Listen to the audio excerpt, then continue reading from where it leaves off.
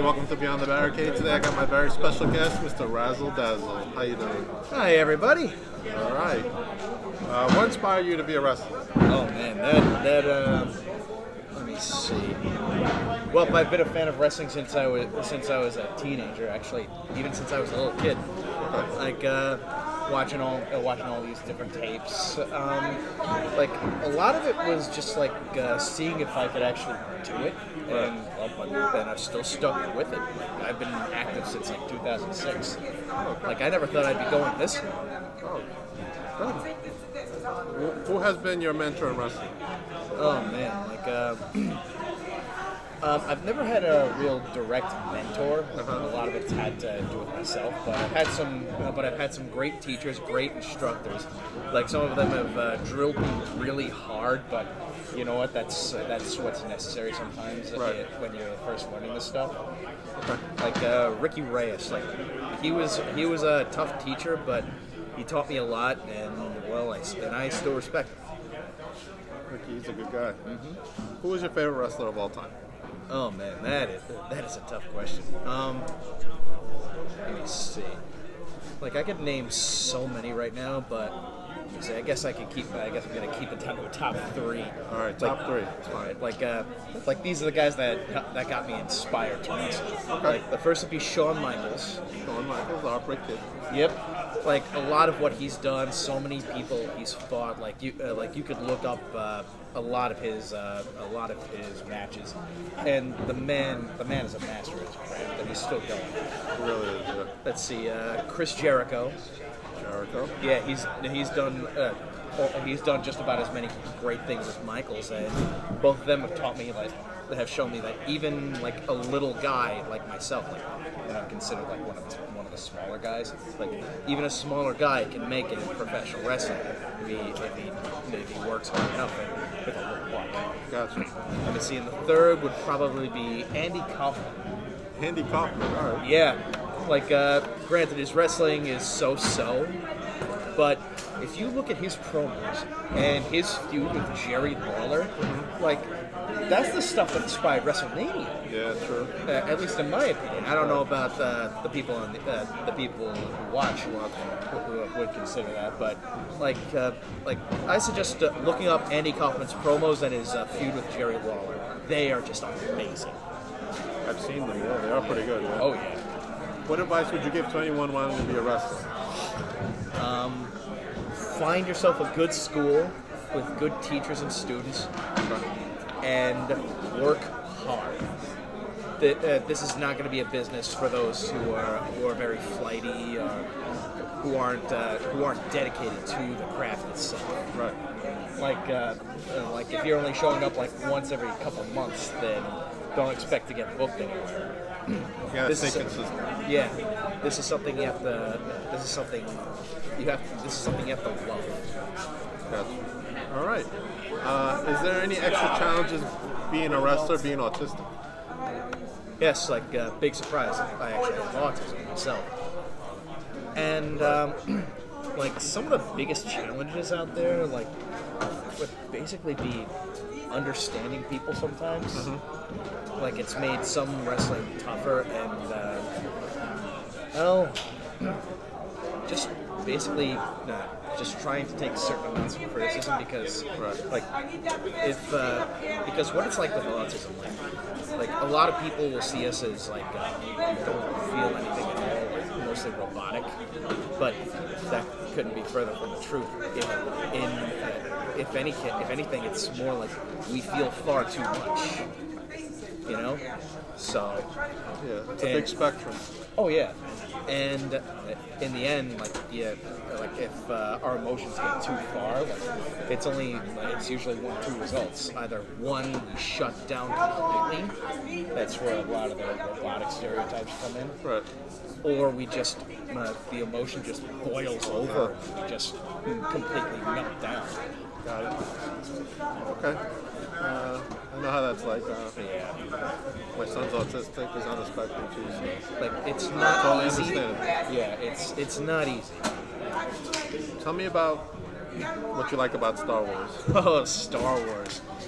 That is something that's been with me for a while. but I think it's a lot of the more fantastic elements out there. Right. Like you have an ancient order of space knights keeping peace throughout the galaxy. Right. Like the lightsabers and whatnot as well. Like a lot of that stuff has always fascinated me, and even with the prequels, yes, I'm gonna say good things about the prequels. I like the prequels too. Yeah. Let's see. Like a lot of the choreography for the fights, it's just amazing. It definitely is. Oh yeah. And who's your favorite character? Oh man. Let's see. Character overall. Overall. Let's see. Probably Chewbacca.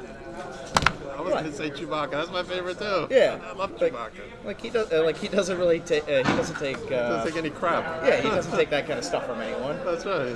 He's and he cares about those who are close to him. You know? Yeah. Let me see Definitely. let's see if you wanted to ask my favorite Jedi. Jedi. Let's see. Probably Kit Fisto. Kit Fisto, really? Yeah. Why? Because like I've looked a lot into his character and like he's very easygoing. Really? Like very at one with the Force, and he will just whip you around right and left if necessary. I mean, the guy's gone up against General Grievous and lived to tell the tale. Like not many can say that. That's true. What kind of theater work have you done? Because I know you do some theater stuff. Let's see. I've done shadow casting for the Rocky Horror Picture Show. Let's see. Repo, the Genetic Opera, and Little Shop of Horrors. Let's see. And to explain shadow casting, like basically you'd have a movie playing on a screen, behind everything. And then you'd have on the stage actors playing out what's on the screen, and it's usually 1-to-1. Usually, but sometimes there's some gags thrown in as well. Right. But to interact with the crowd as well. Oh, cool. That sounds awesome. Let's see. Like one of my favorite things to do is in Repo, I played Nathan Wallace in the Repo Man. Like there's a moment where Nathan is looking for his daughter Shiloh. I will literally jump off the stage and run around in the crowd looking for my daughter. And I'll usually pick somebody out in the crowd at random. They aren't paying attention. They're just staring at the stage. Come up from behind them, just grab them by the shoulders and get in their face and yell, "Shiloh!"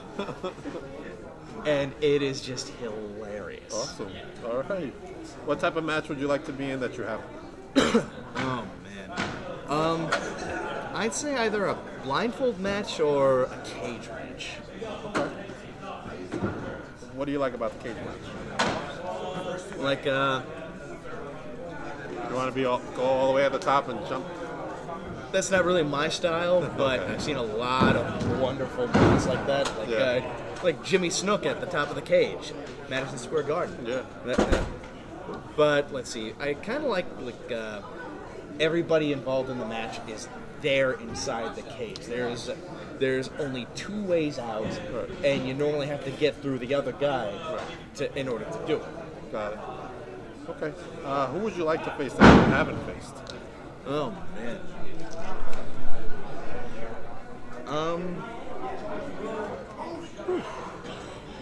I mean, granted, this would probably never happen, but probably Hiroshi Tanahashi. Okay. Like, I love his style. You know, like, the man is a genius in the ring. And plus, he's a fan of a series in Japan known as Kamen Rider. So I figured 2 Rider fans would be able to come up with some stupid stuff. Let's see. That and Kenny Omega. Kenny Omega, okay. Yeah. The cleaner. Mm-hmm. All right, that's good. Best fan interaction you've had? Oh, man.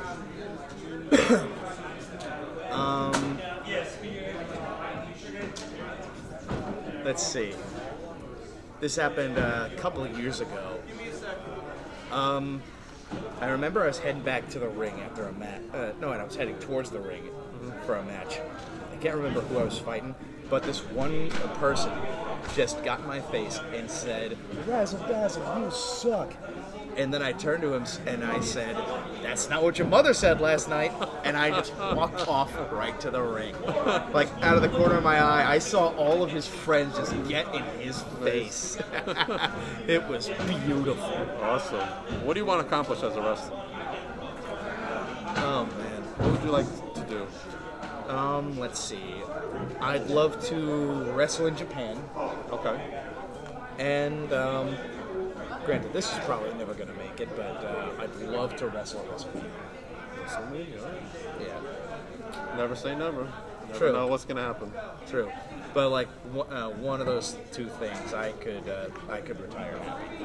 Awesome. All right, last question. You ready? Mm-hmm. What does the future hold for Razzle Dazzle? What does the future hold? Well, who can really say what the future holds? It's always shifting, always turning. But I do have a few bookings coming up. One in New Jersey. Yes, can I help you? Oh, Mr. Johnny Radio. Hello, sir. How are you, sir? What? What, you're surprised I'm getting interviewed? You're surprised that people actually want to hear what I have to say about things? I'm just letting you bury yourself on this one. There we go. Thank you, Mr. Radio. All right, you have a booking in Jersey, you said? Yeah. Let's see. Why is the promotion escaping me? But yeah, that's coming up in May. I'm wrestling for Victory Pro Wrestling all the time. And then they can follow you on you got Facebook and Twitter and all that? Let's see. I have Twitter, KR Razzle Dazzle. Let's see. I'm gonna be coming up on Instagram soon enough. I'll keep you posted on that. Yeah. Keep us posted, and I'll share whatever you send me. All right, everybody. Thank you very much. All right, thanks for being on Beyond the Barricade. Thank you. That was RAZZLE Dazzle. Check you out later.